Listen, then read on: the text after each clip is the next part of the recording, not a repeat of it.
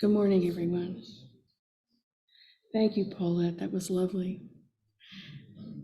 Welcome to the Unitarian Universalist Congregation of Lake County. I'm Alexandra Ligon, your service leader today, and my pronouns are she and her. Today's speaker is Rev Cynthia Snavely. A special thank you this morning to Terry Sullivan and to Paulette Johnson for the beautiful piano music today, and to Dustin Agan for his tech support. I have a few announcements at the beginning here. Read your bulletin or check our website, uulakecounty.org, for the many activities going on each week. New things are added and times and locations sometimes change, so each week's bulletin and the website are your best sources for current information. Next Sunday, April 16th, Reverend Karen Anderson will be speaking on Thoreau. The 9:30 discussion topic will be attacks on transgender rights. Join Linda Roberts and Katie Kohler to learn about attacks on transgender and gender diverse individuals through the hundreds of bills being proposed by state legislatures that seek to limit their rights and their health care. I have two other announcements here. The Social Justice and Environmental Committee is taking the UUC Solar Energy Generation display to Mount Dora Earth Day celebration in Donnelly Park. If you have some time to contribute, please see Karen Woolhouse to try to get that done, okay? And for the entire morning discussion on Sunday, April 30th, the discussion group and the service, UUCLC will be at the Trout Lake Nature Center for a special service, Honor Earth, with the Social Justice and Environmental Committee. Bring your own picnic afterward. Directions to Trout Lake Nature Center will be sent by email. Do I have any other announcements? Okie dokie, wonderful. So Janine, can we, Justin, can we greet those joining us on Zoom today? Good morning, everyone. Welcome. We're so happy that you're here with us today. We would especially like to welcome anyone visiting us for the first time today. If you would like to learn more about us, our contact information is on the small cards on the table in the narthex and in our newsletter, The Communicator, which is also on the table. And you can email us using the email link on our website, uulakecounty.org. Do we have any first-time visitors or folks returning after an absence? If you feel comfortable, raise your hand and a mic will be brought to you and you can tell us who you are and where you're from and what brought you here today. Here's my mic person, there he comes. Okay. Hello. Hi. My name is Will Gifford. Been here 4 times. My name is Will Gifford. It's been a couple of years since I've been here, and it's nice to be back. I was a member of the Kingston, New York UU for a number of years before I moved south. So it's great to be back. Thank you. Welcome, wonderful. Glad here. Anyone else?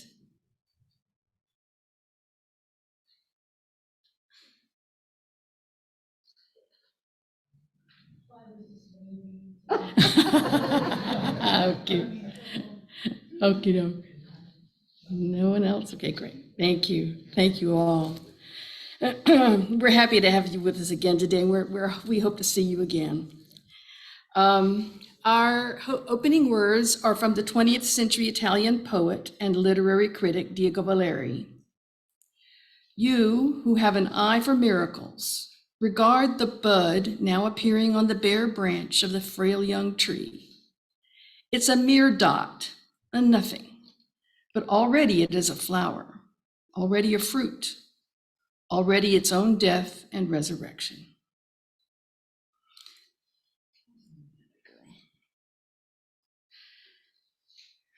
Now, we light this chalice to affirm that new light is ever waiting to break through to enlighten our ways. That new truth is ever waiting to break through to illumine our minds. And that new love is ever waiting to break through to warm our hearts.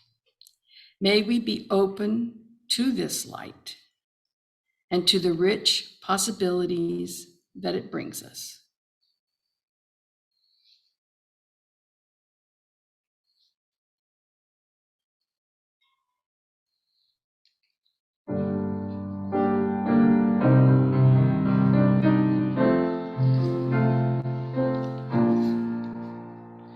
Spirit of life, come unto me.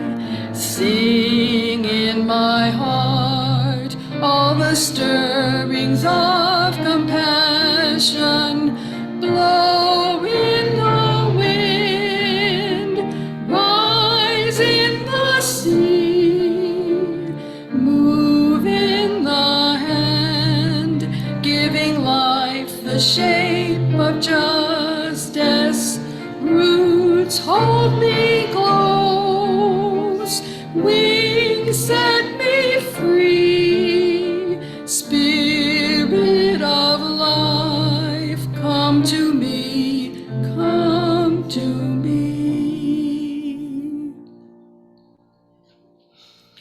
Each Sunday, we make time for those who wish to offer a joy, concern, or sorrow, or to set an intention for the coming days.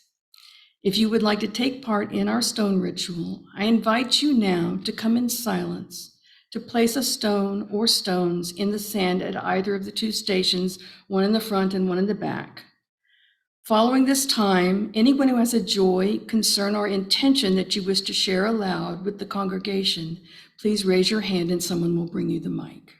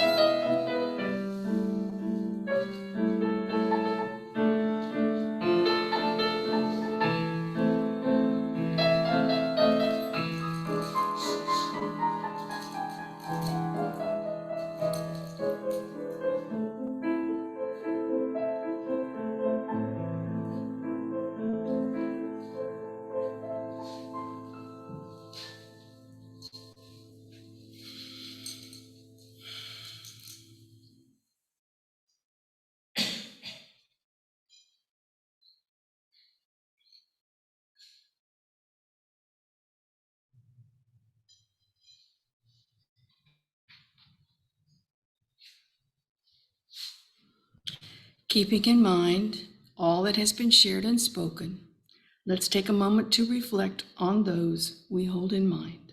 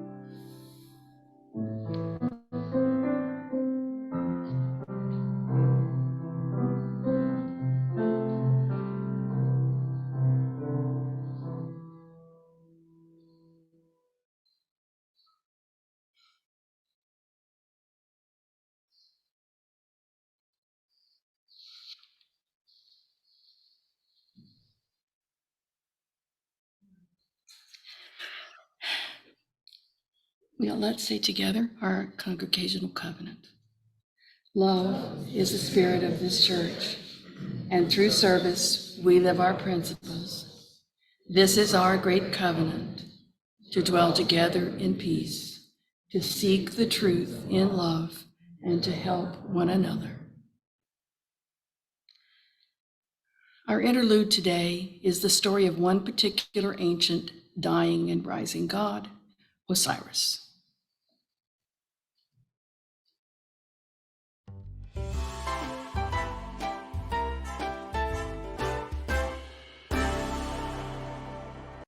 Osiris is one of the main deities in Egyptian mythology. He is the son of Geb, the god of the earth, and Nut, the goddess of the heavens.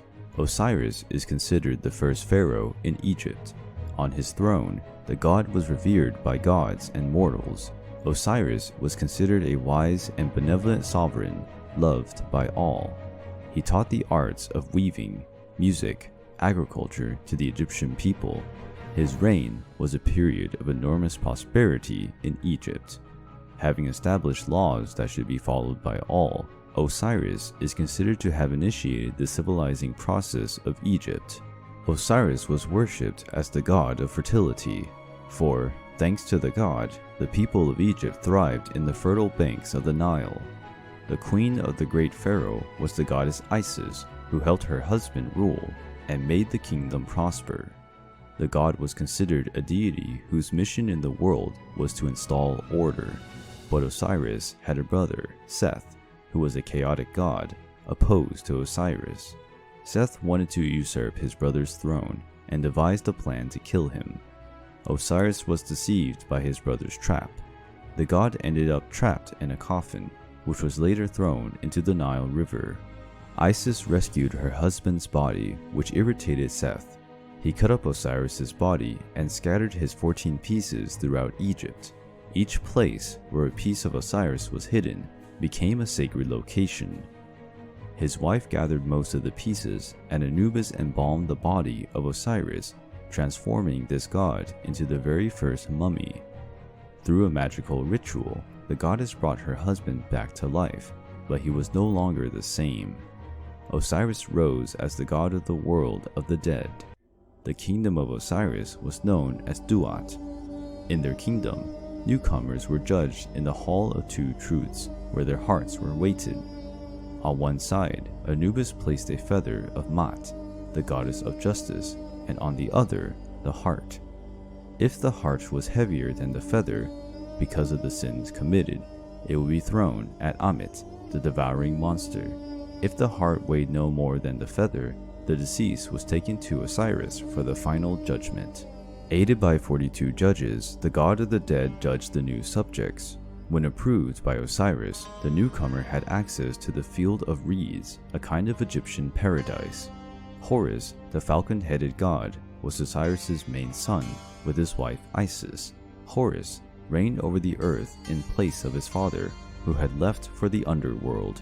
As the god of fertility, he commanded the life and death cycles of all living beings. When the plants grew again after traditional floods of the Nile, Osiris was revered. God's death and resurrection symbolized the seasons of the year. Osiris, for his benevolence, was always one of the gods most loved by the Egyptians of antiquity. The largest place of worship of Osiris was in Upper Egypt, in Abydos. It is believed that, in this temple, the history of the death and resurrection of one of the most important gods of Egyptian mythology was reenacted.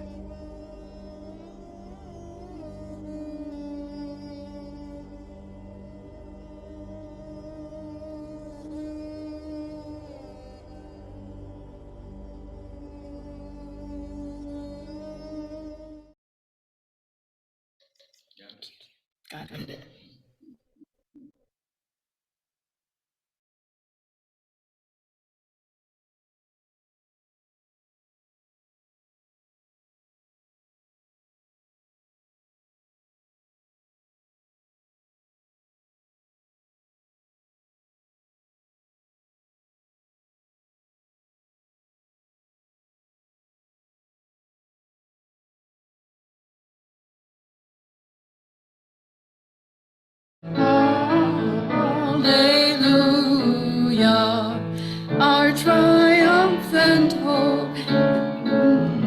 Hallelujah,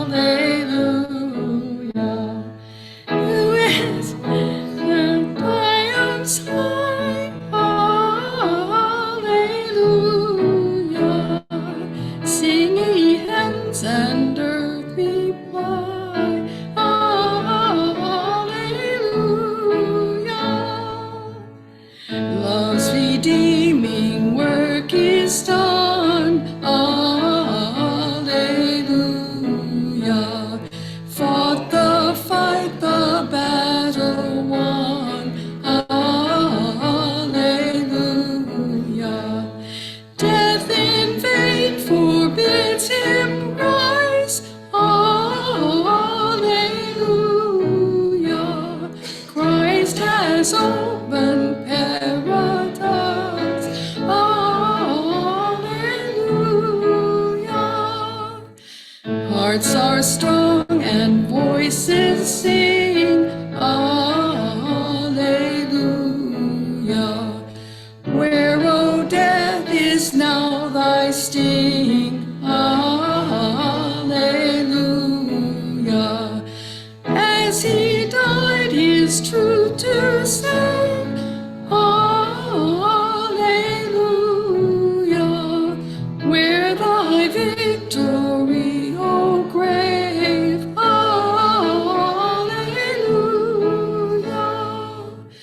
So we know where Christ has led. Alleluia. Living out the words he said. Alleluia. Made like him we rise. Alleluia.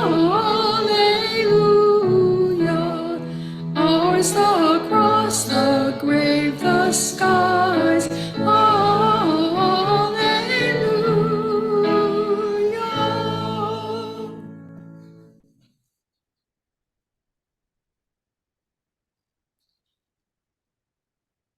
We heard earlier in our service the story of one particular dying and rising god of antiquity, Osiris. His wife Isis rescues his body, but Seth reclaims the body, and Osiris's body parts are planted in the soil across Egypt. But Osiris is not defeated. He rises up in a new form, like seed planted in the ground, which grows into new plants. In Greece, Persephone, daughter of Demeter, the goddess of the grain and harvest, is carried off into the underworld.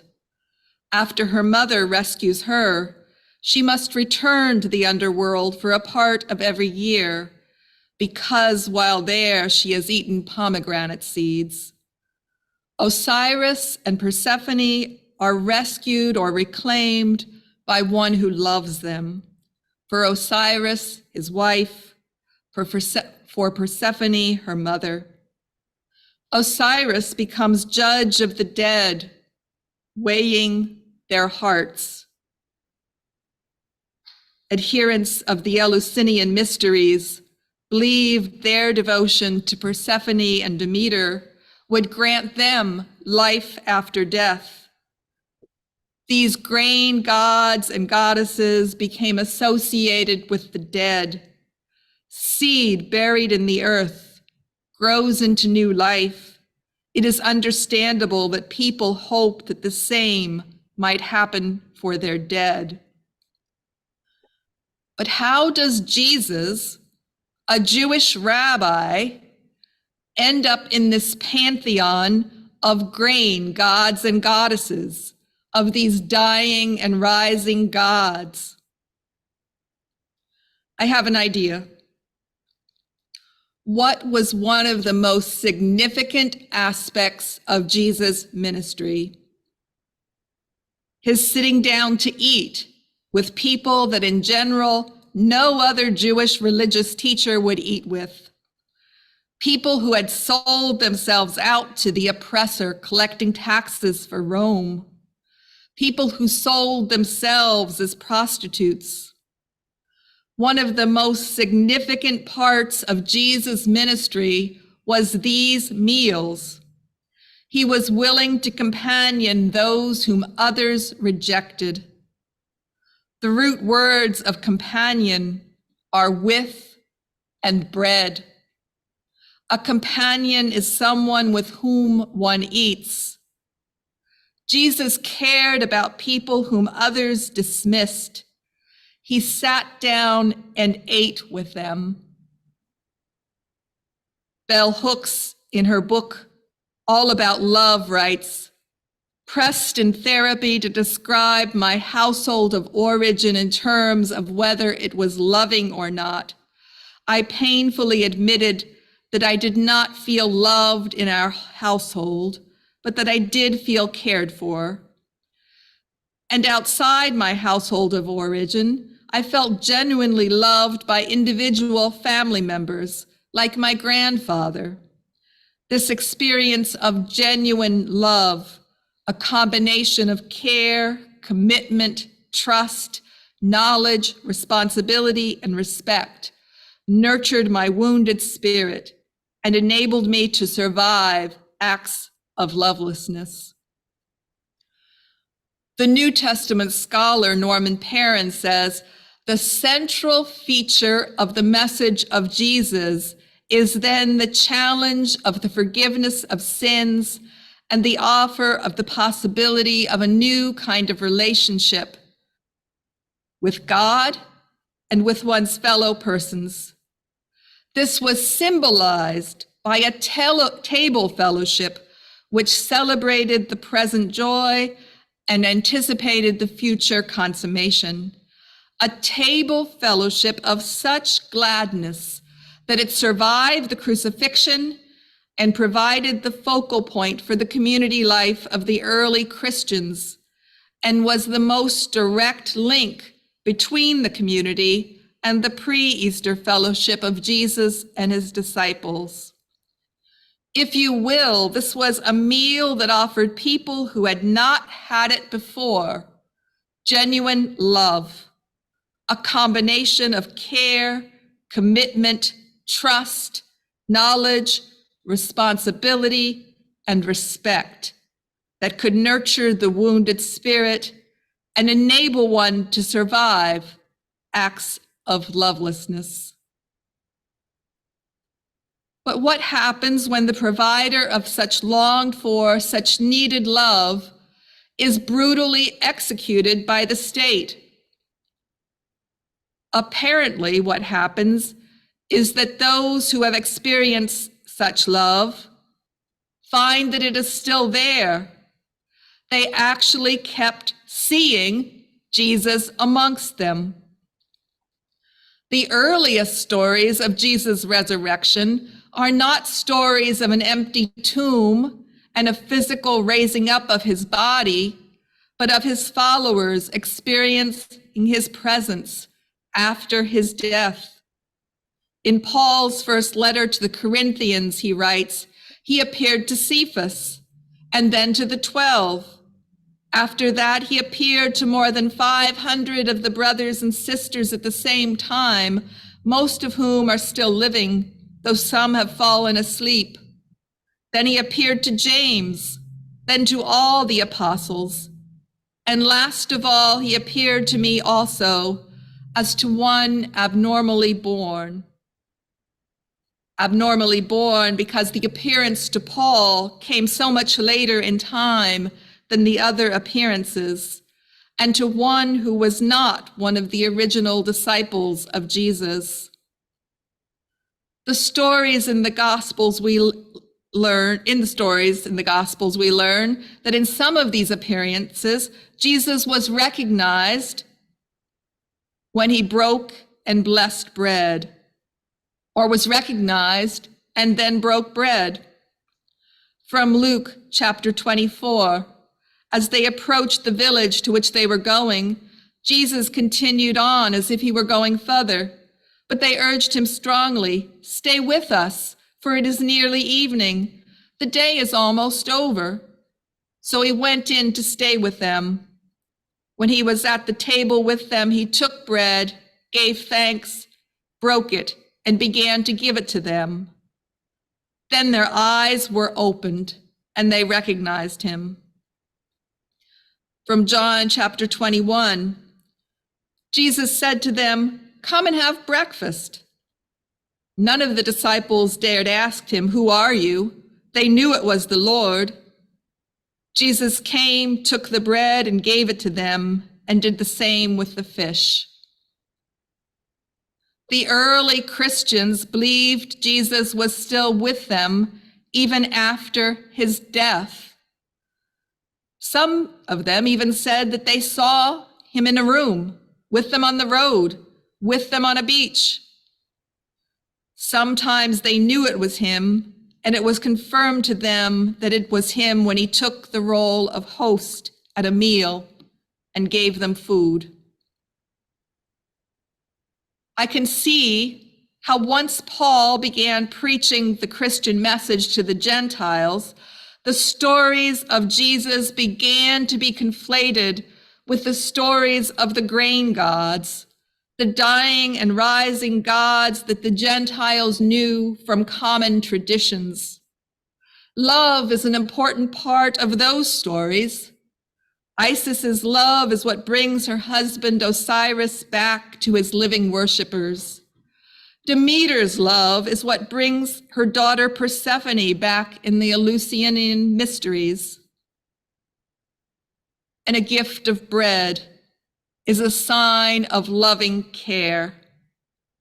20th century Indian lawyer, anti-colonial nationalist, and political ethicist Mahatma Gandhi said, "There are people in the world so hungry that God cannot appear to them except in the form of bread."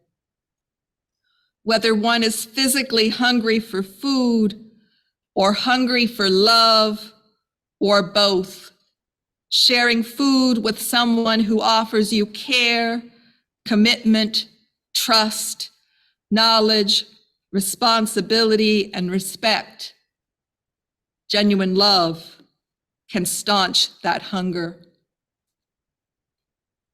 Back in 1975, the Congregation of Abraxas movement arose in Unitarian Universalism. Abraxas is a Gnostic name for God. Members of the movement expressed a desire for more ritual and over time created a number of ritual services. These words are from an Abraxas Eucharist. The mystery is that we are connected even when we feel apart. Let us make word and deed one now as we remember the ancient words. If you bring your gifts to the altar and there remember that your neighbor has something against you, leave your gifts there before the altar and go your way. First be reconciled with your neighbor and then come offer your gift.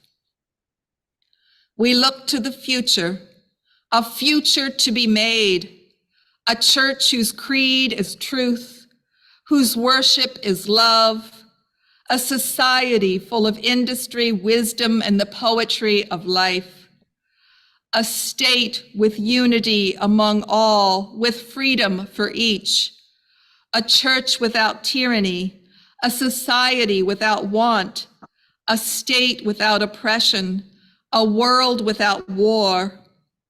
Shall this ever be fact? History says no. Human nature says yes. We gather at this table to celebrate our community and our communion with sacred sun and soil, and the Spirit which sustains us all, we partake of this food and drink as a sign of our covenant with all humanity, as an expression of our sacred concern for one another, as a symbol of our commitment to live in peace with all beings.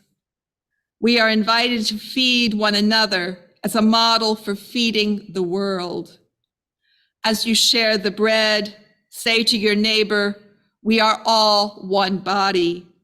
As you share the wine, say to your neighbor, we are all blood kin.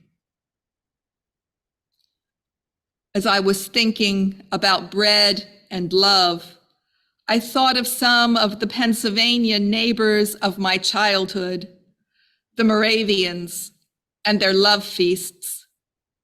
According to the Moravian Music Foundation, as the early Christians met and broke bread together in token of their fellowship and love, so the members of the Moravian church family have made it their custom to celebrate special occasions by sharing with friends a simple meal, a love feast.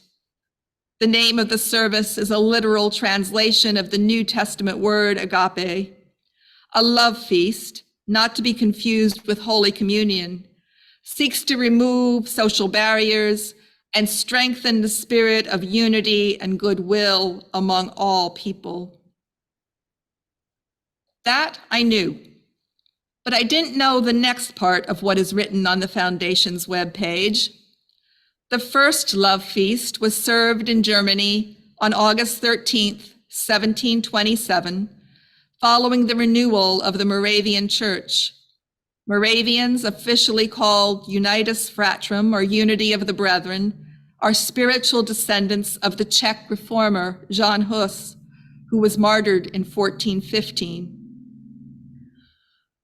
The name John Huss I know from a story I was told about our Unitarian Universalist flaming chalice, which was designed for the Unitarian Service Committee by the Austrian refugee Hans Deutsch during World War II.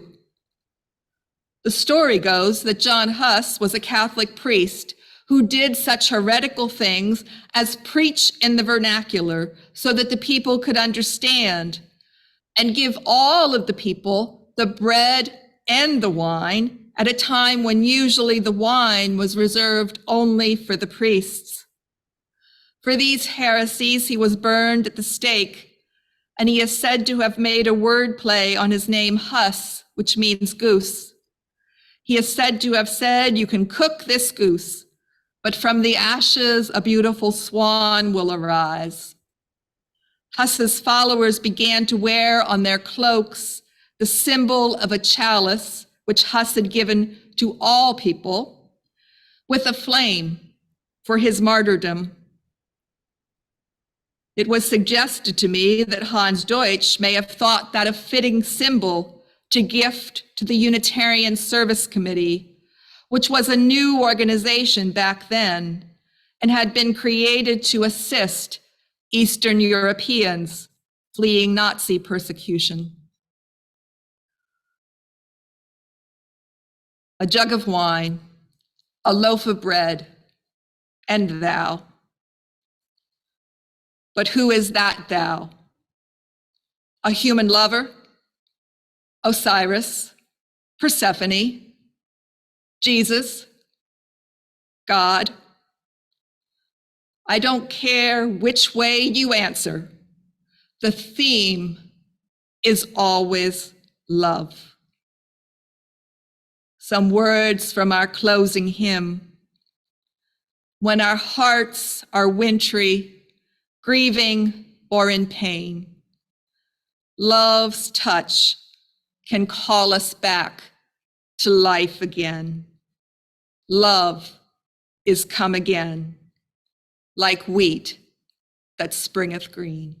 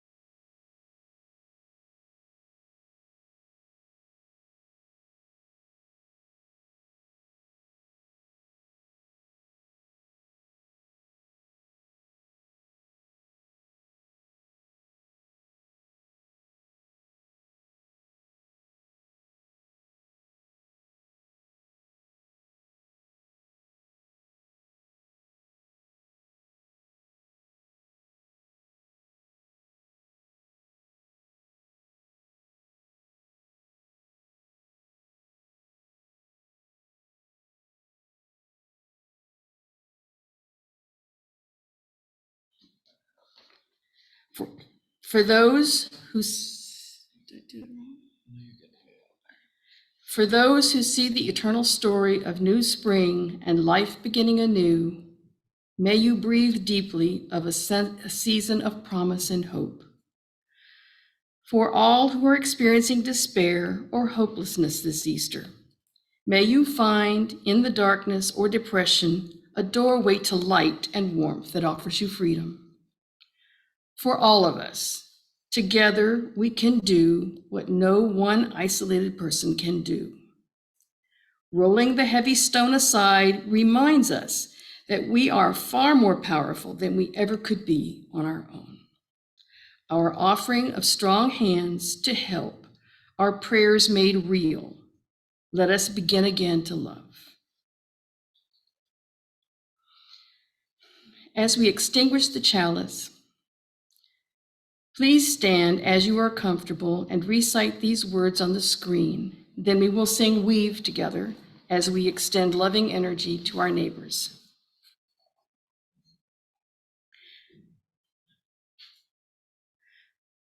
We extinguish this flame, but not the light of truth, the warmth of community, or the fire of commitment. These we carry in our hearts until we are together again.